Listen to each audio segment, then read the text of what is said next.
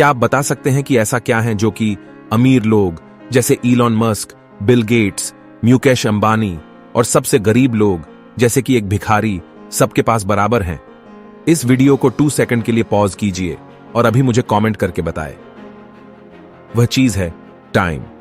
भगवान ने हम सभी को एक दिन में 24 घंटे का ही समय दिया है, पर फर्क इस बात से पड़ता है कि हम उसका इस्तेमाल कैसे करते हैं। चलिए इसे एक एग्जाम्पल से समझते हैं। एक सड़क पर पैसे गिरे हुए हैं।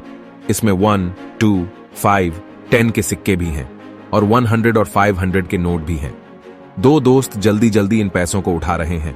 पहला दोस्त 100 और 500 के नोट उठा रहा है, जबकि दूसरा दोस्त 1, 2, 5, 10 के सिक्के उठा रहा है। क्या आप बता सकते हैं कि कौन सा दोस्त समझदारी से काम कर रहा है और कौन बेवकूफी कर रहा है? बिल्कुल, यह बहुत आसान है।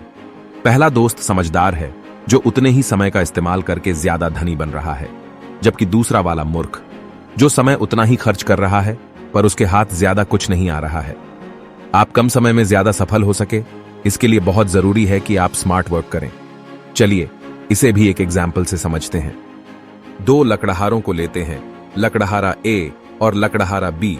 लकड़हारा ए बहुत ज्यादा लकड़ियां काटा करता था और लकड़हारा बी लकड़हारा ए के 20% के बराबर भी लकड़ियां नहीं काट पाता था। तो लकड़हारा बी ने सोचा कि अब वो 4 घंटे का समय और लगाएगा ताकि वो ज्यादा लकड़ियां काट सके, और उसने लकड़ियां काटने में 4 घंटे का एक्स्ट्रा समय दिया। पर उसको आश्चर्य हुआ कि अब तो वो पर आवर पहले से भी कम लकड़ियां काट रहा है। उसने सोचा कि वो अगले दिन लकड़हारा ए से पूछेगा कि वो ज्यादा लकड़ियां कैसे काट पाता है, और उसने ऐसा ही किया।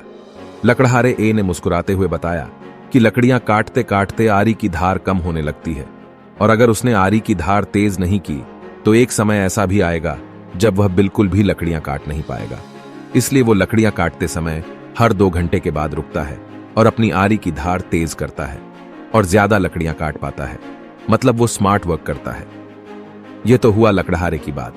अब आइए राजल गुप्ता की लिखी हुए राजल नीति टाइम मैनेजमेंट बुक से हम जानते हैं कि आप स्मार्ट वर्क कैसे कर सकते हैं। और हां, वीडियो के एंड तक जरूर बने रहिए, क्योंकि वीडियो के एंड में आपके लिए एक सरप्राइज भी है।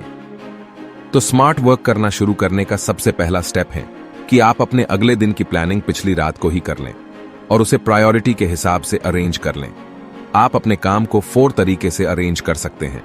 पहला है आई यानी इंपॉर्टेंट, दूसरा है एस यानी सेकेंडरी, तीसरा है यू या अर्जेंट, चौथा है डी या डेलीगेट।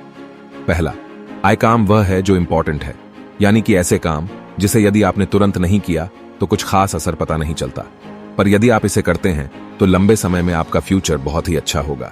दूसरा एस या सेकेंडरी, ये ऐसे काम हैं जिन्हें आप करें या ना करें, इससे आपके फ्यूचर पर कोई ज्यादा असर नहीं होता।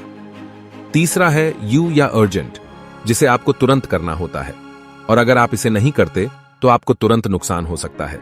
चौथा है डी या डेलीगेट, ये ऐसे काम हैं जो आप दूसरों को करने के लिए सौंप सकते हैं, ताकि जो समय उन छोटे मोटे कामों को करने में लगता उसका इस्तेमाल आप किसी इंपॉर्टेंट काम को करने में लगा सके। अब आपने जो काम की लिस्ट बनाई है उसमें हर काम के आगे उसकी कैटेगरी लिख दें। कौन सा काम आई है, कौन सा एस, कौन सा यू और कौन सा डी।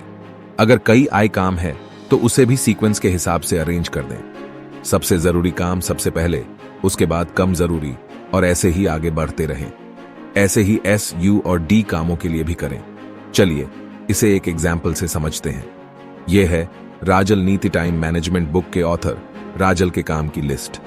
चलिए जानते हैं वो अपने कामों को कैसे मैनेज करते हैं। फिट रहने के लिए जिम जाना I1, मोबाइल रिचार्ज करने की आज आखिरी तारीख U2, फिल्म देखने जाना S1, दवाई खाना U1, किताबें लिखना I2, बाजार से सामान मंगवाना D2, बैंक में पैसे जमा कराना D1, घूमने फिरने बाहर जाना S2। ऊपर की इस लिस्ट में उनके लिए आई काम है फिट रहने के लिए जिम जाना और किताबें लिखना, जिसमें से फिट रहने के लिए जिम जाना को उन्होंने I1 का दर्जा इसलिए दिया है क्योंकि अगर उनकी सेहत अच्छी रहेगी तो वो और भी ज्यादा फोकस के साथ किताबें लिख सकते हैं। अर्जेंट कार्य, जिसे यू से मार्क किया गया है, ये ऐसे काम हैं जिन्हें टाला नहीं जा सकता।